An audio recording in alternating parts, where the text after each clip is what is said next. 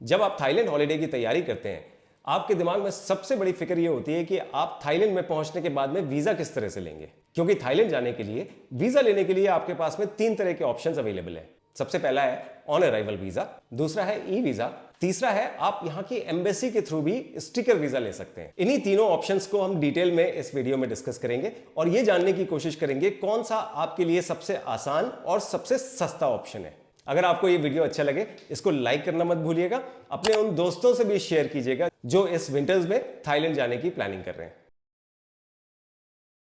दोस्तों, जैसा मैंने आपको बताया, थाईलैंड वीजा एप्लीकेशन के आपके पास में 3 ऑप्शंस होते हैं। शुरुआत करते हैं ऑन अराइवल वीजा से। फर्स्ट थिंग फर्स्ट दोस्तों, ये सबसे सस्ता ऑप्शन होता है अगर आप वीजा लेना चाहते हैं थाईलैंड का। इसकी कॉस्ट होती है सिर्फ 2000 भाट, जो आपको वहीं पे करनी होती है। 2000 भाट का मतलब है करीब अप्रोक्सीमेटली 4000 रुपए। इसमें आपको सिर्फ थाईलैंड हॉलिडे बुक करनी है हमारे साथ में, वीजा के कोई सर्विस चार्ज नहीं देने पड़ते। जब आप वहां पहुंचते हैं, पहुंचने के बाद ही आपको ऑन अराइवल वीजा के काउंटर में जाना होता है। वहां जाके एक छोटा सा फॉर्म भरना होता है और अपना वीजा सबमिट करना होता है। कुछ ही देर में आपको यह वीजा मिल जाता है। उसके बाद आप इस वीजा को लेके थाईलैंड में दाखिल हो सकते हैं।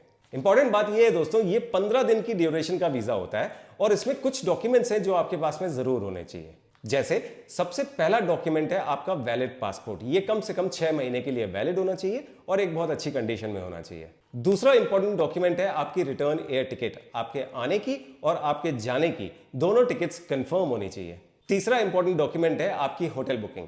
ये होटल बुकिंग आपके पास में कंफर्म होनी चाहिए। कोशिश करिए आपके पास में इसका वाउचर भी हो। चौथा है आपके पास में एक फोटोग्राफ होनी चाहिए कलर्ड विद वाइट बैकग्राउंड और ये 35 बाई 45 होनी चाहिए। पांचवा है यहां पे वीजा एप्लीकेशन फॉर्म, जो कि एक बहुत ही छोटा सा फॉर्म होता है। आप इस फॉर्म को भरते हैं, वहां पे लाइन में लगते हैं, काउंटर में फीस देते हैं और उसके बाद में आपको ये वीजा बड़ी आसानी से मिल जाता है।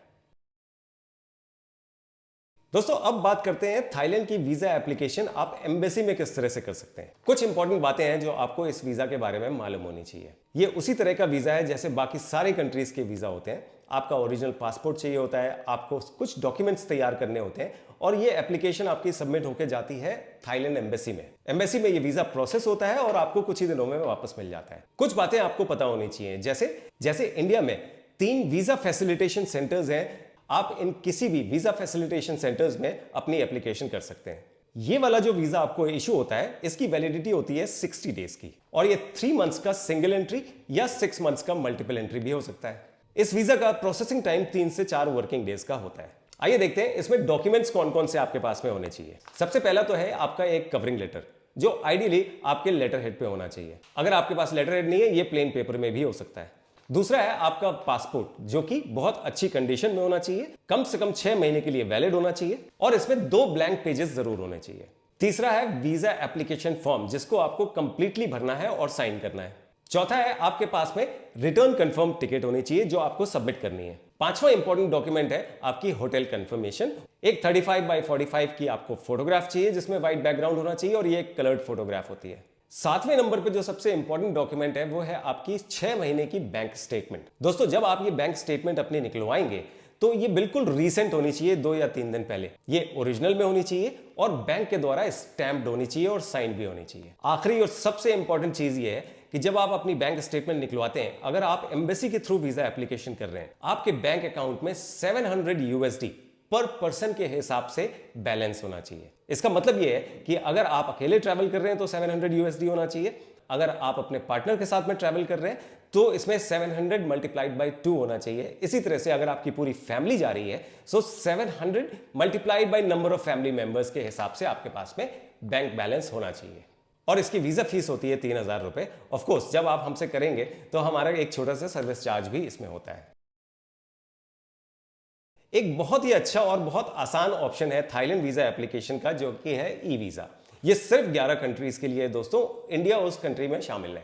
सबसे इंपॉर्टेंट बात जो आपको मालूम होनी चाहिए, ई वीजा आपका टिकट के हिसाब से होता है। अगर आपके टिकट में आप वहां पे 5 दिन के लिए रुक रहे हैं तो ई वीजा आपका 5 दिन के लिए ही होगा। इंपॉर्टेंट ये है दोस्तों कि आप अपनी टिकट वीजा इश्यूएंस के बाद में चेंज नहीं कर सकते, बिकॉज इसमें एयरपोर्ट का नाम भी होता है और इसमें फ्लाइट डिटेल्स भी होती हैं आपकी। इसी वजह से ये बहुत इंपॉर्टेंट है कि जब आपका प्लान बिल्कुल फाइनल हो तभी आपको ये ई वीजा करना चाहिए। थाईलैंड का ई वीजा करने के लिए भी आपको कुछ डॉक्यूमेंट्स की तैयारी करनी है। सबसे पहला है कि आपके पासपोर्ट की scan copy, first 2 pages and last 2 pages तैयार होनी चाहिए। आपका पासपोर्ट अच्छी कंडीशन में होना चाहिए और कम से कम 6 मंथ्स के लिए वैलिड होना चाहिए। आपके पास रिटर्न कंफर्म टिकट होनी चाहिए और आपके पास में एक 35x45 की कलर्ड फोटोग्राफ वाइट बैकग्राउंड के साथ होनी चाहिए। अच्छी बात इस वीजा में यह है दोस्तों कि आप इसको दो तरीके से अप्लाई कर सकते हैं। एक होता है नॉर्मल प्रोसेसिंग टाइम।